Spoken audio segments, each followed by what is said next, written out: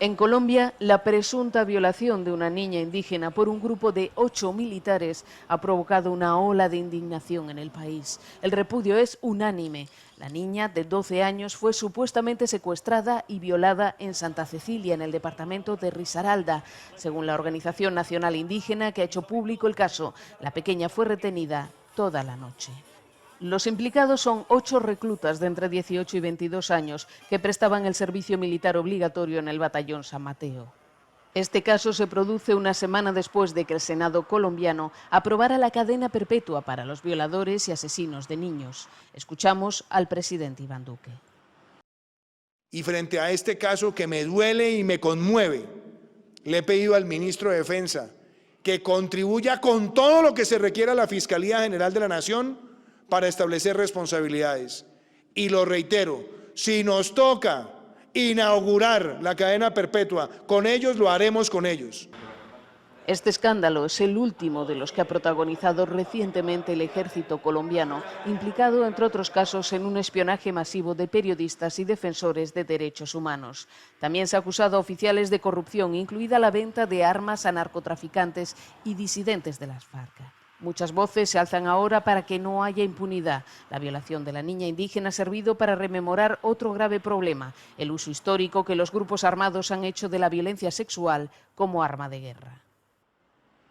En este plantón, los manifestantes exigían que se diera la máxima condena. Por su parte, el fiscal general de la Nación, Francisco Barbosa, anunció que por el delito que son procesados estos soldados tiene una pena máxima de hasta 30 años.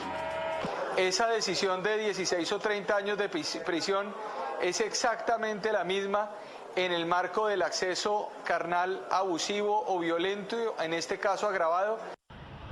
La niña indígena abusada permanece en un hogar de paso de bienestar familiar aquí en Pereira, acompañada por una hermana mayor. Su mamá, en el municipio de Pueblo Rico, pidió una condena ejemplar para los 7 soldados que abusaron de la niña. La menor indígena de 12 años abusada por los 7 soldados está bajo la protección del Instituto Colombiano de Bienestar Familiar, donde recibe atención psicológica.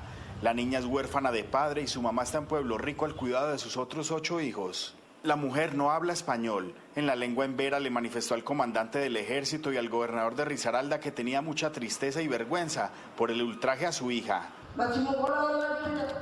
En medio de eso que sucedió, pido justicia drástica a los responsables, pero también pido indemnización económica. La mujer recordó cómo su hija le dijo que iba a recoger unas guayabas y luego desapareció. Horas después la encontró llorando y le contó que había sido abusada por los soldados.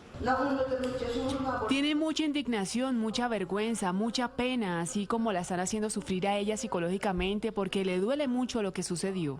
Y le reiteramos a su familia que estamos aquí para acompañarlos y restablecer los derechos. Sus familiares están preocupados por la salud mental de la niña, por eso en los próximos días le harán un ritual de sanación indígena. El operativo de traslado inició a las 4 de la mañana. En vehículos particulares llegaron miembros de la SIJIN y del CTI de la Fiscalía. Luego, en una buseta fueron ingresando uno a uno los 7 soldados que se declararon culpables de haber violado a la niña indígena de 12 años. Al interior de la buseta y acompañados por miembros de la SIJIN, inició el traslado hacia el batallón Pedronel Ospina en Bello, Antioquia. Allí, en una cárcel, permanecerán las próximas semanas mientras se define la condena que tendrían que pagar por este caso. Con base en la legislación penal hay varios agravantes que agravan la pena básica y eso sería aplicable en este caso. Mientras avanza el proceso, la niña indígena de 12 años permanece bajo protección especial y atención psicológica. La familia de la menor también recibe acompañamiento. Será la comisaria de familia del municipio de Pueblo Rico quien determine si la vamos a tener en Pereira en un hogar sustituto o si nosotros vamos a adoptar a su familia y garantizarle el restablecimiento de derechos de ella y de su familia. Acompañamiento y restablecer los derechos. Pudimos hablar con su mamá, con sus hermanas y hermanos y les dimos, por ejemplo, todo un esquema de vestuario porque sabemos que llevaban varios días con la misma ropa. Asimismo, estuvimos acompañando la entrega de canastas nutricionales a su hermana para que los llevara a su territorio. El día de hoy se continuará escuchando en declaraciones a los oficiales y suboficiales que tenían mando directo con el pelotón al que pertenecían los 7 soldados que se declararon culpables de haber violado a la menor indígena en Vera, Catío. En Pereira y en el eje cafetero, Freddy Gómez, Noticias Caracol. Allí se encuentran los 7 soldados que violaron a la niña indígena. Ella se encuentra bajo protección del Instituto Colombiano de Bienestar Familiar y su familia también está siendo acompañada. Recordemos que fue violada el pasado domingo cuando se disponía a recoger unas frutas cerca a su casa. Esta es la información hasta el momento. Erika Zapata, Noticias Caracol. Precisamente estamos a esta hora con el exfiscal general y abogado penalista, el doctor Francisco José Cintura. Gracias por acompañarnos, doctor Cintura. Buenas tardes. ¿En su opinión cabe el delito de secuestro, en este caso como lo están pidiendo varios congresistas? Buenas tardes y un cordial saludo. Por supuesto que sí cabe, porque los elementos materiales probatorios que se han venido recogiendo informan que la menor fue retenida más de un día contra su voluntad con el propósito adicional de acometer este crimen atroz. Doctor, ¿y cuál es la diferencia en que los acusados asuman su responsabilidad por acceso carnal abusivo y no violento? ¿Qué pasó con esa argumentación de la Fiscalía? Allí sí hay que decir que claramente la Fiscalía se equivocó en la manera como hizo la imputación, porque en la práctica invisibilizó el acto violento. No es lo mismo decir que la menor fue violentada en su voluntad a decir que fue simplemente abusada, porque la violencia trae además una circunstancia de agravación punitiva que hubiera permitido incrementar la pena hasta en la mitad. Es decir, que si la pena fuera la que les van a imponer de 20 años, por ejemplo, si se hubiera imputado la violencia sexual, se hubiera podido incrementar esa pena hasta en la mitad, y eso no va a ocurrir porque el cargo que aceptaron fue el de abuso, con lo cual en la práctica hicieron desaparecer el acto violento, y no es lo mismo frente a la comunidad que entienda la sociedad que aquí lo que existió fue un acto de violencia y no un simple abuso. Es muy grave, doctor. ¿Y cuáles son las circunstancias agravantes que existen en este caso, porque es una menor de 14 años?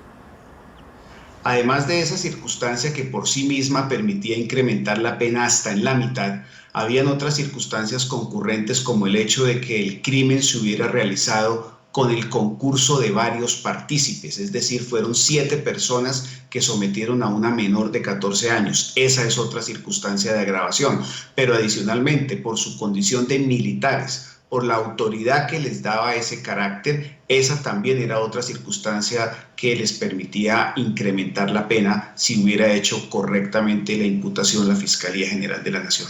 Doctor Cintura, y hay otro punto que me gustaría mencionar, y es que a estos hombres los tienen detenidos en este momento en una base militar y no en la cárcel.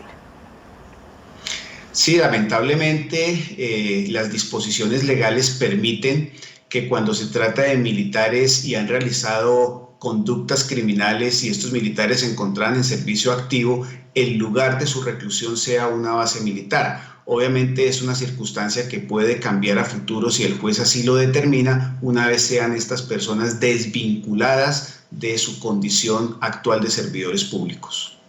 Un hecho muy grave en todo caso. Gracias, doctor Cintura, por su tiempo y por esta información. Con muchísimo gusto. No en Colombia, porque hablamos de país donde a un embajador se le descubren no 1, sino 3 laboratorios para procesar cocaína en una hacienda de su propiedad y no pasa nada. Un país donde cada día es asesinado un líder social y no pasa nada. Un país en el que durante años las Fuerzas Armadas engañaban y asesinaban a civiles para disfrazarlos de guerrilleros caídos en combate y no pasaba nada. Al lado de eso, ¿qué suponen unos cuantos miles de votos comprados o presupuestos peloteados de aquí para allá en el Congreso? Nada. ¿Y qué pasaría si el cuerpo de una excongresista desaparecida tras su fuga de las autoridades apareciera en una remota fosa común dentro de unos años? Cuando uno le destrozan la patria o le matan a la gente que quiere, uno tiene que tomar medidas, ¿no? ¡Me robaron mi moto! ¡Pasa!